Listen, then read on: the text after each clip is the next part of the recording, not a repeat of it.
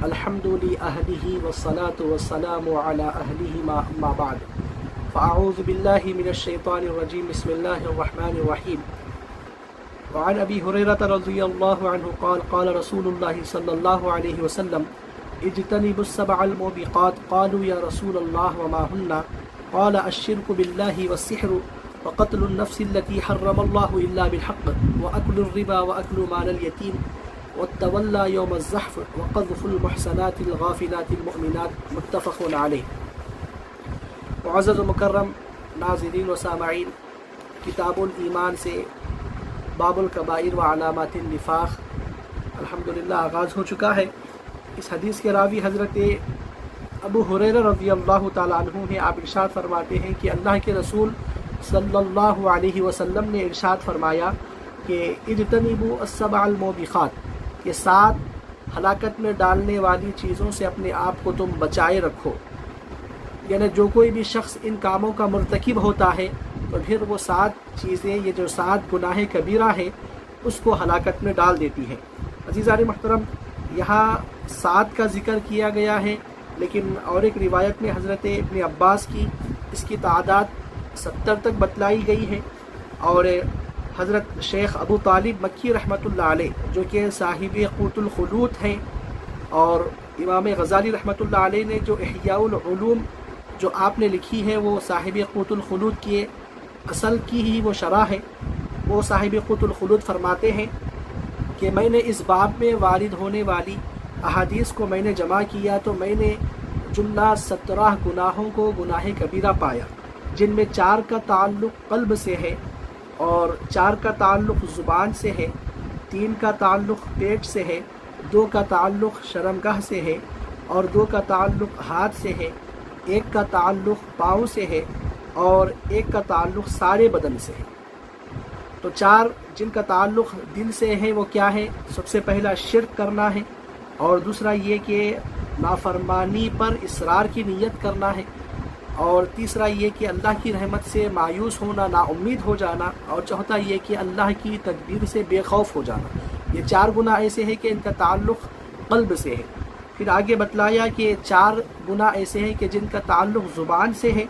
وہ کیا ہے؟ آپ فرماتے ہیں کہ جھوٹی گواہی دینا، اور دوسرا یہ کہ پاک دامن پر تہمت لگانا، تیسرا یہ کہ یمین غموس یعنی جھوٹی قسم کھانا، اور چوتھا یہ کہ جادو کرنا۔ اور 3 گناہ کے جن کا تعلق پیٹ سے ہے وہ یہ ہے کہ آپ فرماتے ہیں کہ شراب پینا، اور دوسرا یہ کہ مال یتیم کا کھانا، اور تیسرا یہ کہ ربا یعنی سود کو کھانا۔ پھر اس کے بعد 2 کا تعلق شرمگاہ سے ہے، پہلا یہ کہ زنا کرنا، اور دوسرا لواطت۔ اور 2 کا تعلق ہاتھ سے ہے، پہلا بغیر حق کے کسی جان کو قتل کرنا اور چوری کرنا۔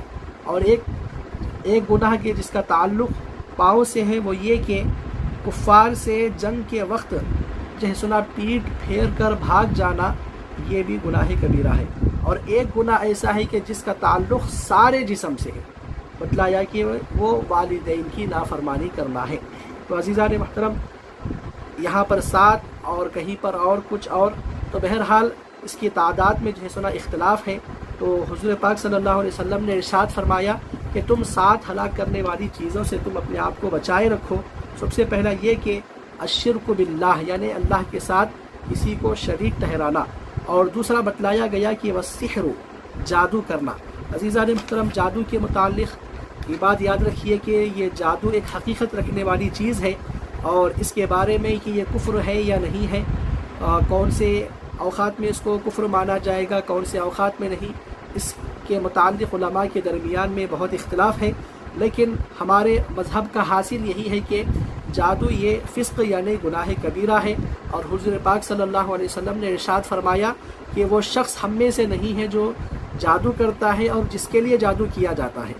اور ہمارے نزدیک اس کی تعلیم یہ بھی جو ہے سنا حرام ہے، اور امام مالک رحمۃ اللہ علیہ کے نزدیک اور ایک جماعت کے نزدیک جادوگر یہ کافر ہے، اور جادو یہ کفر ہے۔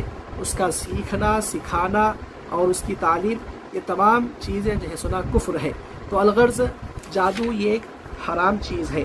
اور حضور پاک صلی اللہ علیہ وسلم نے ارشاد فرمایا، حدیث شریف ہے کہ حد الساحر ان یضرب بالسیف، کہ جادوگر کی جو سزا ہے وہ یہ ہے کہ اس کی گردن مار دی جائے۔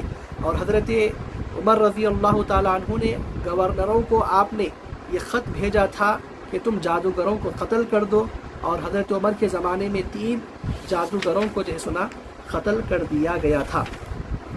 پھر اس کے بعد بتلایا گیا کہ وقتل النفس التي حرم اللہ الا بالحق، کہ بغیر کسی حق کے اللہ نے جس جان کو قتل کرنا اللہ نے حرام کیا ہے، اس جان کو قتل کرنا، یعنی بغیر کسی حق کے کسی جان کو قتل کرنا یہ بھی گناہ کبیرہ ہے۔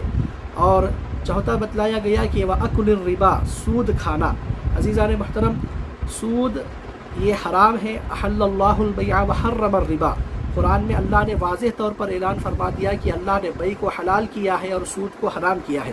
اور حضرت ابو ہریرہ رضی اللہ عنہ کی ایک روایت میں ہے کہ سود میں 70 گناہ ہیں، اور سب سے ہلکا گناہ ایسا ہے کہ جیسے سود کھانے والا اپنی ماں سے زنا کرتا ہے۔ اور آقا علیہ الصلوۃ والسلام نے سود کے لین دین کرنے والوں پر، سود کھانے والے پر، اور سودی معاملے کو لکھنے والے اور اس کی گواہی بننے والے سب پر آقا علیہ الصلوۃ والسلام نے لعنت فرمائی ہے۔ لیکن آج ہمارے معاشرے میں اس کا رواج جو ہے سنا بڑھتا چلا جا رہا ہے۔ مسلمانوں کو اس سے گریز کرنا چاہیے اور حرام جو ہے سنا کمائی سے، حرام جو ہے سنا لقموں سے اپنے آپ کو حفاظت کرنا چاہیے۔ پھر اس کے بعد آگے بتلایا گیا کہ وَأَكْلُ مَالِ الْيَتِيمِ، کہ یتیم کا مال کھانا۔ قرآن کریم میں یتیم کے مال کے متعلق آتا ہے کہ ان الذین یأکلون اموال الیتامی ظلما انما یأکلون فی بطونہم نارا، کہ وہ لوگ جو کہ ظلماً یتیم کا مال کھاتے ہیں تو وہ در حقیقت اس کا مال نہیں کھا رہے ہیں، انما یأکلون فی بطونہم نارا، بلکہ وہ اپنے پیٹوں میں جو ہے سنا آگ ڈال رہے ہیں، وہ آگ کھا رہے ہیں۔ وَسَيَصْلَوْنَ سَعِيرًا، اور ان قریب وہ دوزخ میں ڈالے جائیں گے۔ تو پھر کسی بھی شخص کا مال بغیر حق کے 1 روپیہ بھی کھانا یہ گناہ ہے، لیکن اس کے ساتھ ساتھ اگر یتیم جو کہ اس کے مال کی حفاظت کرنا اس کے رشتہ داروں کا یہ پہلا حق ہے، اگر اس کے رشتہ دار ہی تو پھر اس کو اگر کیا کریں گے، ناحق کے کھائیں گے، تو پھر گویا کہ وہ مال نہیں بلکہ وہ آگ کھا رہے ہیں۔ پھر بتلایا آگے کہ وَتَوَلَّى يَوْمَ الزَّحْفِ، جب کفار سے جنگ ہو رہی ہے، جب جو ہے سنا جنگ میں لڑنا ضروری ہے، ایسے وقت میں اپنی جان کو بچانے کے لیے پیٹ پھیر کر الٹے پاؤں جنگ کے میدان سے بھاگ جانا یہ بھی گناہ کبیرہ ہے۔ پھر آگے بتلایا کہ وَقَذْفُ الْمُحْصَنَاتِ الْغَافِلَاتِ الْمُؤْمِنَاتِ، کہ پاک دامن نادان اور مومنات یعنی خواتین پر جو ہے سنا جھوٹی تہمت لگانا، بدکاری کی تہمت لگانا یہ بھی گناہ کبیرہ ہے۔ عزیزان محترم، جو کوئی بھی شخص پاک دامن خواتین پر جھوٹی تہمت لگاتا ہے تو قرآن کریم میں اس کا حکم بتلایا گیا کہ وَالَّذِينَ يَرْمُونَ الْمُحْصَنَاتِ الْغَافِلَاتِ ثُمَّ لَمْ يَأْتُوا بِأَرْبَعَةِ شُهَدَاءَ فَاجْلِدُوهُمْ 80 جلدہ، کہ جو کوئی بھی شخص پاک دامن خواتین پر تہمت لگاتا ہے پھر اگر وہ 4 گواہوں کو نہیں لا سکتا تو پھر بتلایا گیا کہ فَاجْلِدُوهُمْ 80 جلدہ، تو تم ان کو 80 کوڑے تم ان کو لگاؤ۔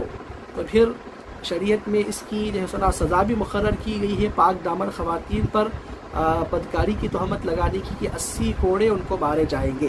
تو الغرض عزیزان محترم، جھوٹی تہمت لگانا، جنگ کے میدان سے پیٹ پھیر کر بھاگ جانا، سود کھانا، مال یتیم کھانا، جادو اور شرک یہ اور ناحق کے کسی جان کو قتل کرنا یہ تمام گناہ کبیرہ ہے۔ تو پھر ہم سب کو جو ہے سنا ان تمام گناہوں سے بچنے کی اللہ توفیق عطا فرمائے، آمین۔ وما علینا الا البلاغ۔